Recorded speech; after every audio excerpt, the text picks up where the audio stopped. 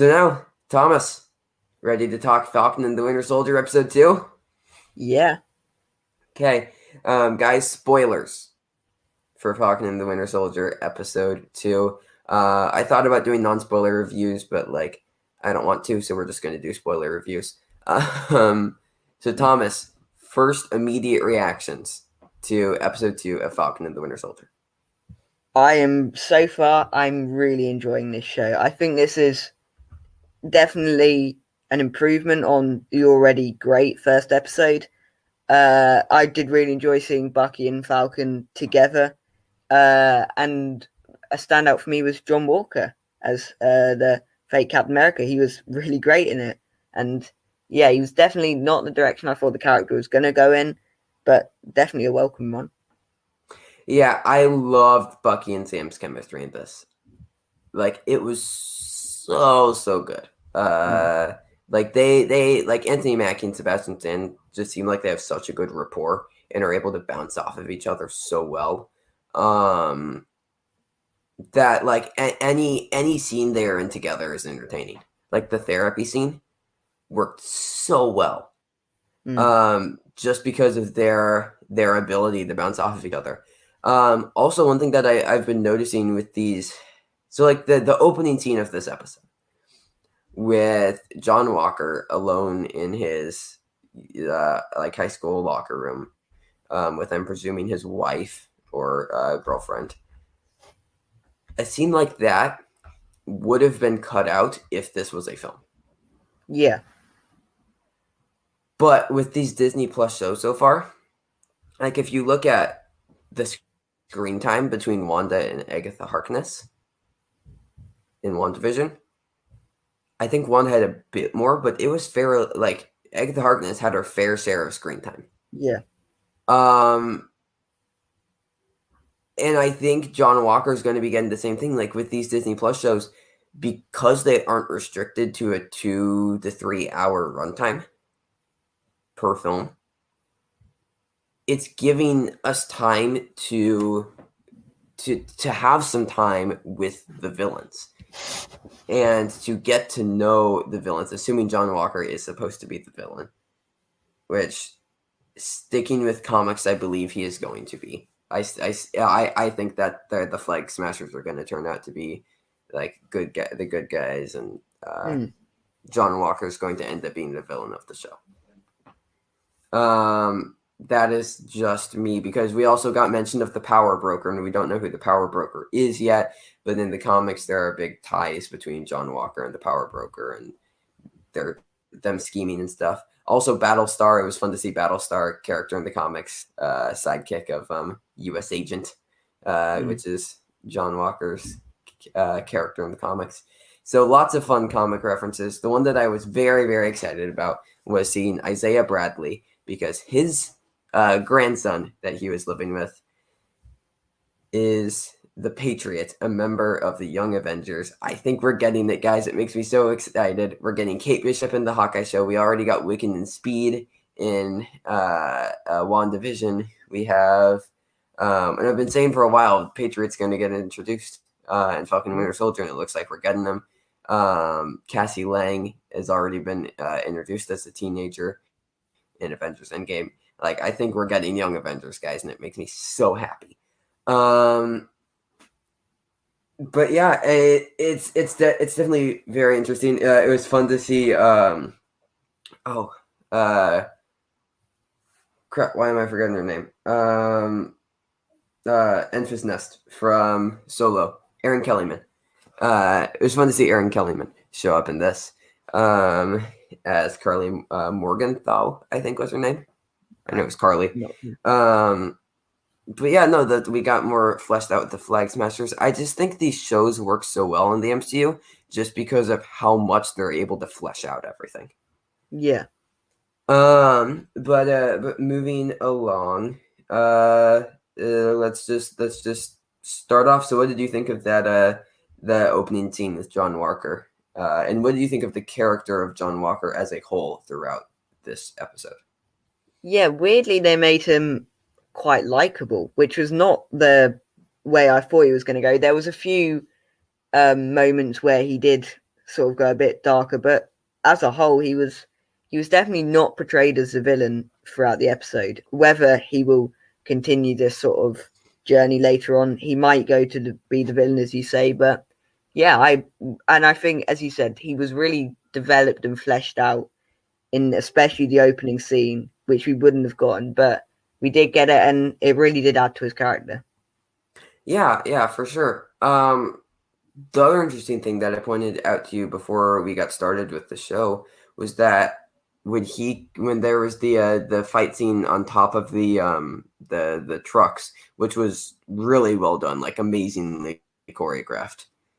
They played the Alan Silvestri Captain America theme, which I found very interesting. Because I still believe that he is the villain of the show. But who knows? I mean, we really don't at this point. There's I know there's a lot of moving pieces so far. Yeah. Because you have the Flag Smashers, and a thing that I found interesting, the music and the lighting in the second to last scene where Aaron Kellyman's character heads off with the Flag Smashers, and one of their members is killed. How the lighting and the music was used portrayed the military in that instance as the villain. Yeah.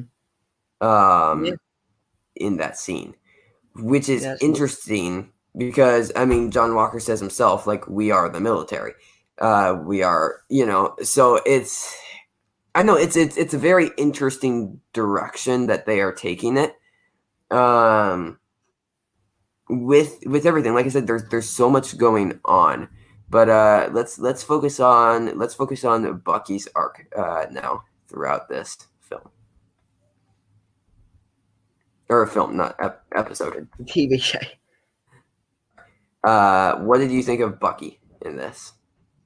Yeah, I thought there wasn't, because they had Bucky and Sam together for most of the episode. This time there wasn't as much development, I guess, as there was last episode. But I think I enjoy how he was really arguing with Sam about giving away the shield. It really did portray both sides, and you sort of agree with both of them to a certain point. Yeah. And again, a lot of those scenes, like, we might not have gotten in a film version, and it's working really, really well, fleshing it out. But yeah, where do you stand on the issue? You think Sam should have given it? I don't think he should have given it. No, I think the way Endgame ended meant that Bucky almost allowed Sam to take it. Like, there was always a question before Endgame, who was going to take the shield? Would it be Bucky or would it be Falcon? And Captain America gave it to Falcon, so it was sort of his responsibility to keep it and take out the mantle. Right, and the other thing is, like you said, Bucky kind of allowed Sam to take it. Like, there was that nod in Endgame. So it almost, I'm sure Bucky feels betrayed by it, because he kind of, it definitely seemed like him and Steve talked beforehand, and they collectively came to the decision. Because, like, Sam, when Steve didn't come back from the time travel, Sam was freaking out, but Bucky knew exactly what was going on. It seemed like Steve had told Bucky everything that he was going to do before he really did it, and it seemed like Bucky had agreed with his decision. So it makes me curious. It definitely makes me curious. But like I said, their whole dynamic. I love Sam's interaction with the kid when the kid calls him Black Falcon. Yeah, that was like, I know they're just so charismatic together. It works really well. And I think maybe that's because John Walker's character isn't very charismatic. Like, he's very, like, serious, but not in a so he's likable, but he doesn't feel likable as US Agent. No. Yeah, or I agree. Yeah. like it almost feels like he's trying too hard to be likable and be Captain America. Which would be interesting because like the we could have an entire show or movie just about this guy. Yeah. But we don't. It's Falcon and the Winter Soldier. So that I don't I don't know. Like I keep on saying this, but there's so much going on in the show. Like they're setting up so much, and like we only have 4 episodes left. This is only a 6 episode show. So I don't know, but why don't we talk about Carly? Just I have the name, Carly Morgenthau, Aaron Kellyman's character, who seems to be the leader of the Flag Smashers. So we got a little bit more development with them. So what are your thoughts there? Yeah, again, there's still a lot to find out about them, but what we've seen so far, they seem like they've been pretty interesting.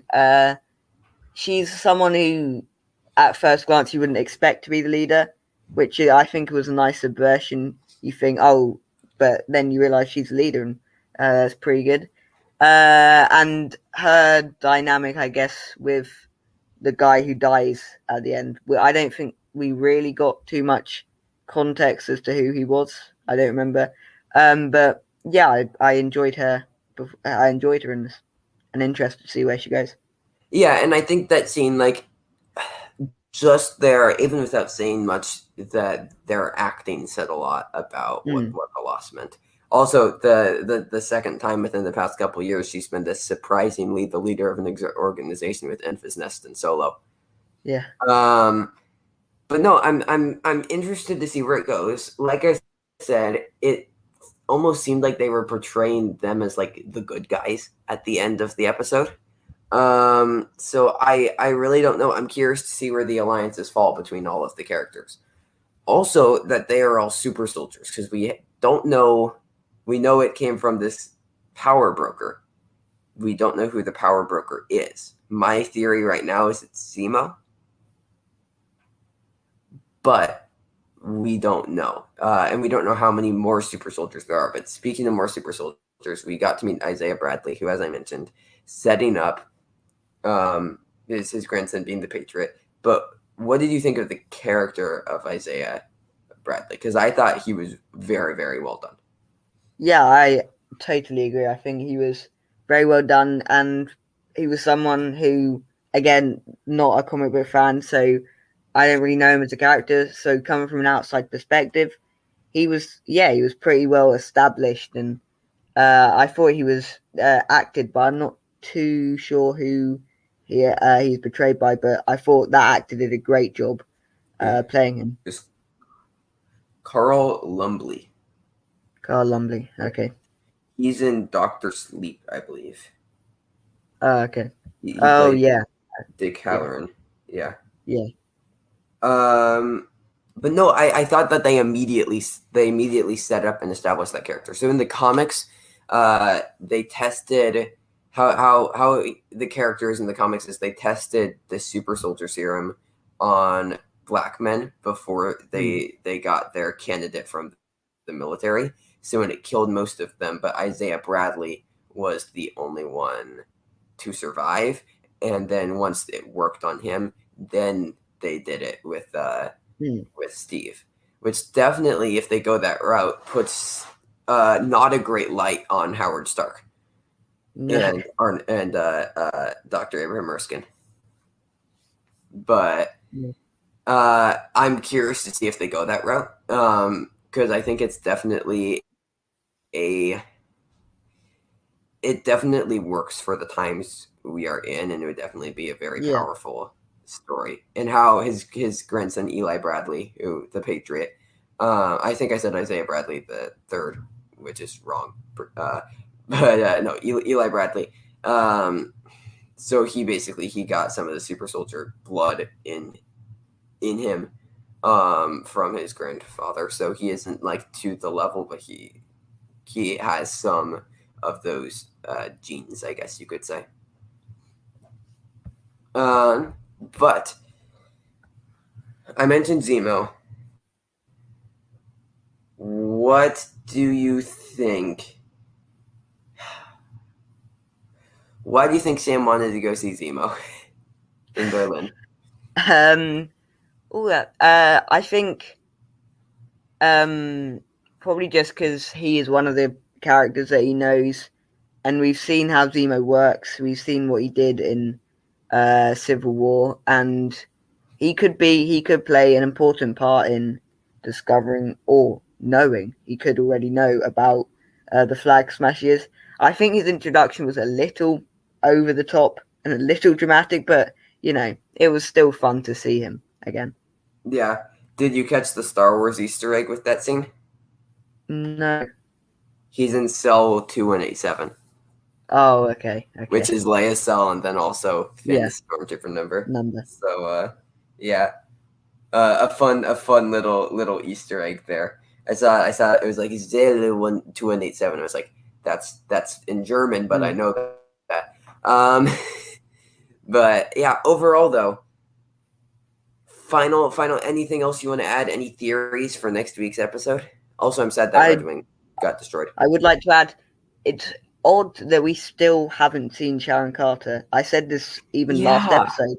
We didn't see her there or here, and especially since she was advertised as obviously not one of the main ones, but definitely playing an important part in it. It's interesting we haven't seen her yet. Yeah, I'm very, very surprised. Because like you said, she was a big part of the like she's third billed. She's billed above Wyatt Russell as John Walker. Yeah. Because the billing goes Sebastian Stan, then Anthony Mackie, then Emily Van Camp, then Wyatt Russell. And then Batroc is supposed to be in here, which we haven't seen Batroc, I believe. No, I don't think so. Because he was another character as the I guess villain at the very beginning of Captain America: Winter Soldier. He was supposed to be there, and then Zemo. So there's a couple characters they haven't introduced, and especially with only 4 episodes left. I really don't know when we're going to get Sharon Carter. Maybe she's with Zemo. Like maybe she's working at that facility in some way. I don't know, but I really do want Sharon Carter in there. Also, I wonder how she feels that Steve ditched her for her aunt. Yes. I'd love to hear her thoughts on that one. I feel like that might be a point that they sort of skip over. Yeah, that would be a bit awkward to say the least. Yeah, it's like what's the Jack? Is it like Jack Nicholson? There's like a rom-com like that. Like this guy's dating like this woman, and then he like leaves her for like her mom. I can't remember. It's Jack Nicholson and someone, I think. Regardless, we don't need to look at that right now. Final any ending thoughts on the episode, and what would you rate it out of 10? Ending thoughts. I thought, as I said at the start of this review, I'm really, really enjoying this show. Probably it's hard to judge because WandaVision, each episode was so different, and the first 2 episodes were a bit weaker, I think it's fair to say.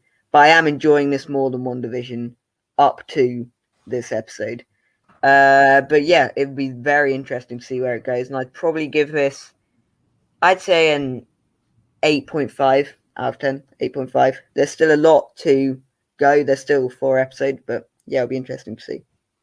Yeah, for sure. Like you said, 4 episodes is a long, even though it feels short. Like that's still 3.5 hours, assuming each episode stays at like about 45 minutes.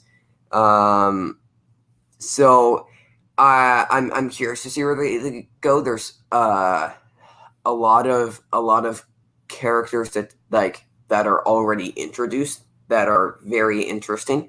And like you said, there's still plenty. Like we still have Zemo, we still have Batroc, We still have Sharon Carter. There's still a lot, and then we still don't know who the power broker is. So, but overall, I feel like they've been building it up really well. I think maybe next episode we really get into the plot of everything, and that these first 2 episodes were really just set up. But yeah, also each episode has ended kind of with a cliffhanger of some sort, teasing a character's introduction. Because we had U.S. Agent at the end of the first episode and Zemo at the end of this one. So I'm curious to see if they keep that trend. Overall, though, I'd give this a solid 9 out of 10. I really, really am loving it so far. Because I Captain America: The Winter Soldier is my favorite MCU film. So it's this. And Civil War's mine. So yeah, this definitely feels in the same vein.